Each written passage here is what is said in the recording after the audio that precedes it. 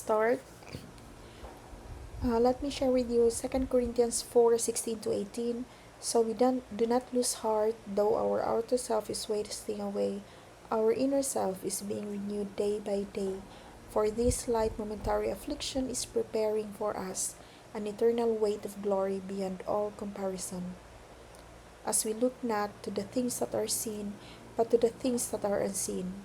For the things that are seen are transient, but the things that are unseen are eternal.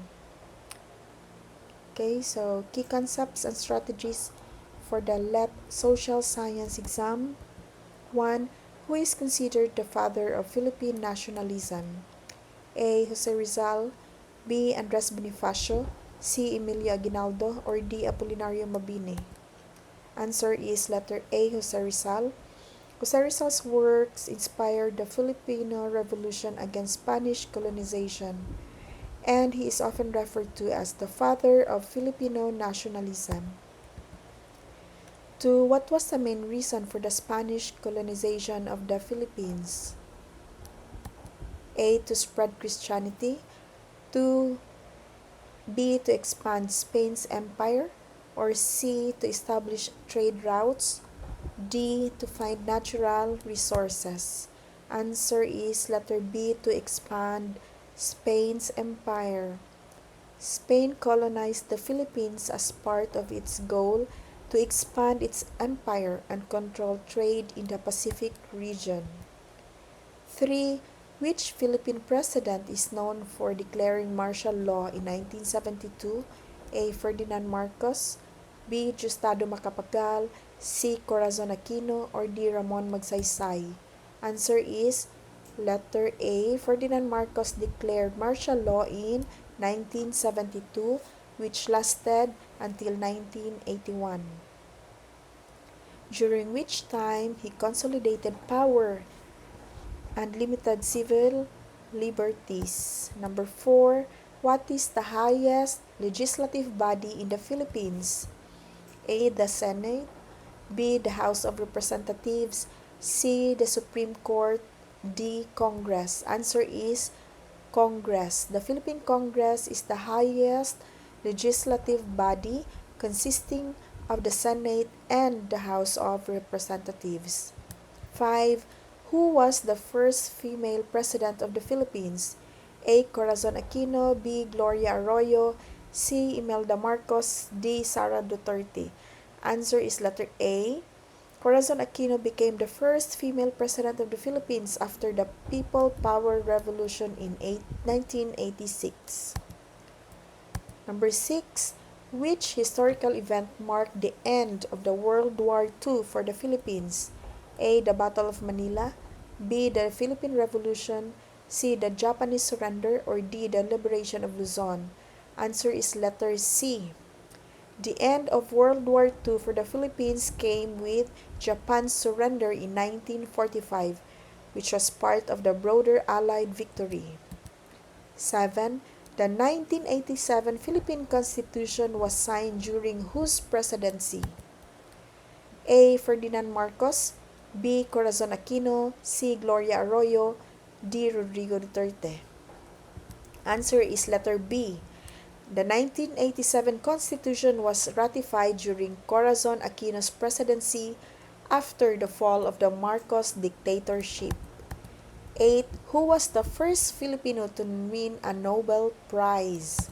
A. Jose Rizal, B. Carlos P. Romulo, C. Manny Pacquiao, or D. Vicente Soto? Answer is letter B. Carlos P. Romulo won the Nobel Peace Prize as a member of the United Nations, recognized for his work in international diplomacy. 9. What was the main objective of the Philippine Commonwealth from 1935 to 1946? A. To establish full independence, B. To create a new form of government, C. To defend the Philippines against foreign invasion, or D. To transition to self-rule before independence? Answer is letter D. The Commonwealth aimed to prepare the Philippines for eventual independence from the United States. 10. Which Philippine president implemented the Masagana 99 Rice Program? A. Ferdinand Marcos, B. Ramon Magsaysay, C. Okay, Ferdinand Marcos. Okay, sorry for that. So, na double entry ang Ferdinand Marcos A and C. Or D. Justado Macapagal. So, answer is, it's either letter A or letter C. So, Ferdinand Marcos, the Masagana 99 program initiated by President Marcos aimed to increase rice production in the country. Then, what was the role of the Katipunan during the Philippine Revolution? A. To promote peaceful negotiations. B. To form alliances with Spain. C. To organize armed resistance against Spanish rule. Or D. To establish a new form of government. Answer is letter C. The Katipunan was a secret society that led the armed struggle for Philippine independence from Spanish rule. 12. Which law abolished the death penalty in the Philippines in 2006? A. RA 9346, B. RA 9003, C. RA 8504, or D. RA 10121. Answer is letter A. The RA 9346 abolished the death penalty in the Philippines, making it illegal to impose capital punishment. 13. The People Power Revolution in 1986 led to the downfall of which Philippine president? A. Ferdinand Marcos, B. Joseph Estrada, C. Gloria Macapagal Arroyo, or D. Rodrigo Duterte. Answer is letter A. The peaceful People Power Revolution led by Corazon Aquino ousted Ferdinand Marcos from power and restored democracy in the Philippines. 14. What was the main reason for the Philippine-American War from 1899 to 1902? Answer is A. The Philippines' demand for independence. B. The discovery of oil reserves. C. The trade of sugar. Or D. The desire to end Spanish rule. Answer is letter A. The war was fought as a result of the Filipino people's desire to be free from American colonization after the Spanish-American War. 15. Who was the first Filipino to be elected as a Senator of the United States? A. Carlos P. Romulo, C. Claro M. Recto, C. Benigno Aquino Jr., or D. Jose Laurel Jr. Answer is letter A. Carlos P. Romulo was the first Filipino to be elected to the U.S. Senate, serving as a delegate for the Philippines. 16. What is the primary function of the Commission on Elections, or COMELEC, in the Philippines? A. To regulate educational standards. B. To enforce labor laws. C. To conduct and supervise elections. Or D. To implement environmental policies. Answer is letter C. COMELEC is responsible for overseeing the conduct of elections, plebiscites, and referendums in the Philippines. 17. Which Filipino leader was instrumental in the establishment of the Philippine Republic in 1899? A. Andres Bonifacio, B. Emilio Aguinaldo, C. Jose Rizal, or D. Sergio Osmeña. Answer is letter B. Emilio Aguinaldo was the first president of the Philippine Republic, established after declaring independence from Spain in 1898. 18. What was the purpose of the Batasang Pambansa during the Marcos era? A. To draft a new constitution. B. To serve as the National Assembly and Legislature. C. To manage international relations. Or D. To regulate education policies. Answer is letter B.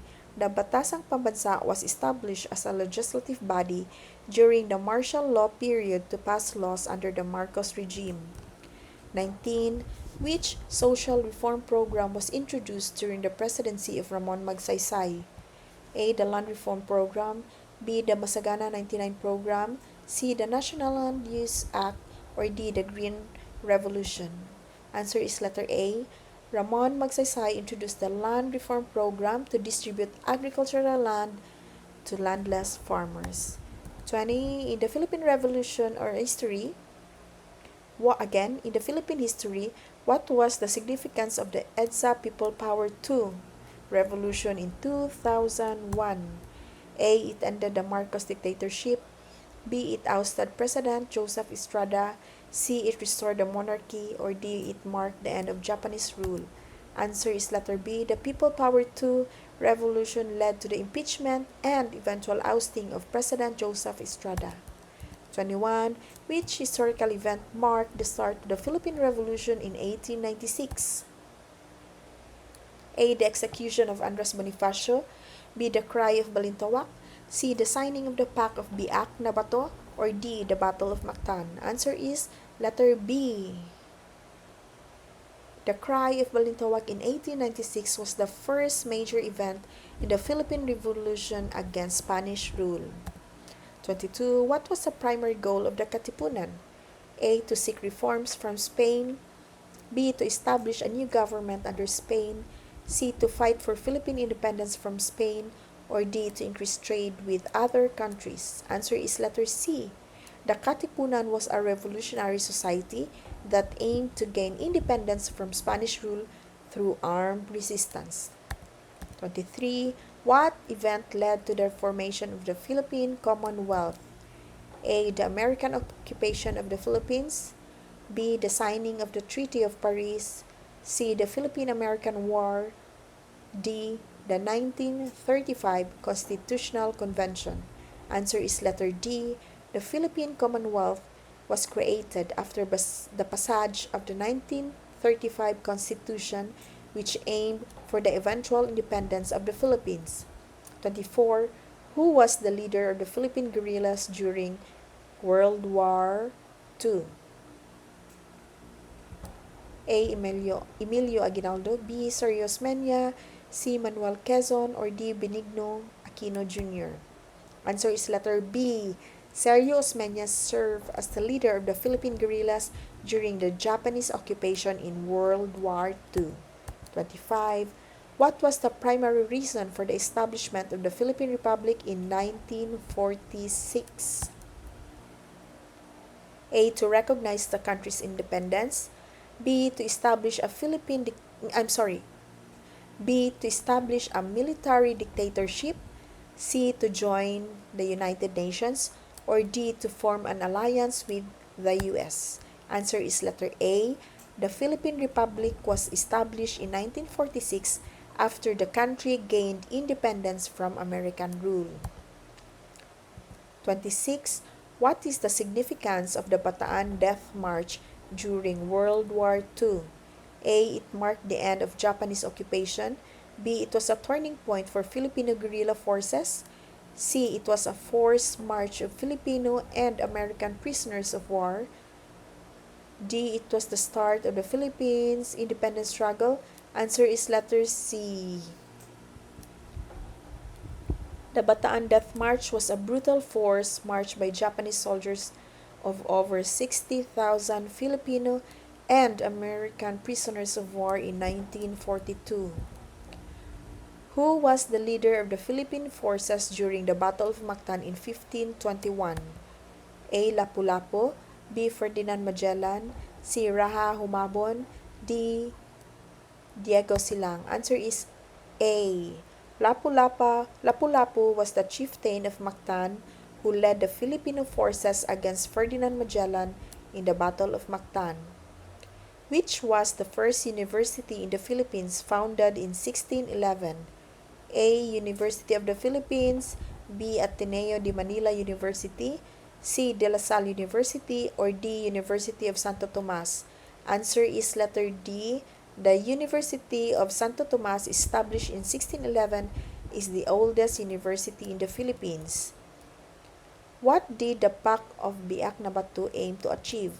A. To formally end the Philippine Revolution. B. To establish the First Philippine Republic. Or C. To strengthen ties with Spain. D. To provide land reform. Answer is letter A. The Pact of Biak na Bato was an agreement between the Spanish government and the Filipino revolutionaries intended to end the conflict temporarily. 30. What was the objective of the Philippine Commission established in 1900s? A. To support Filipino independence. B. To oversee the transition to American rule. C. To establish a Filipino government. Or D. To promote education in the Philippines. Answer is letter B. The Philippine Commission was set up to govern the Philippines after the U.S. gained control of the islands following the Spanish-American War. Thank you so much. Please don't forget to subscribe and like.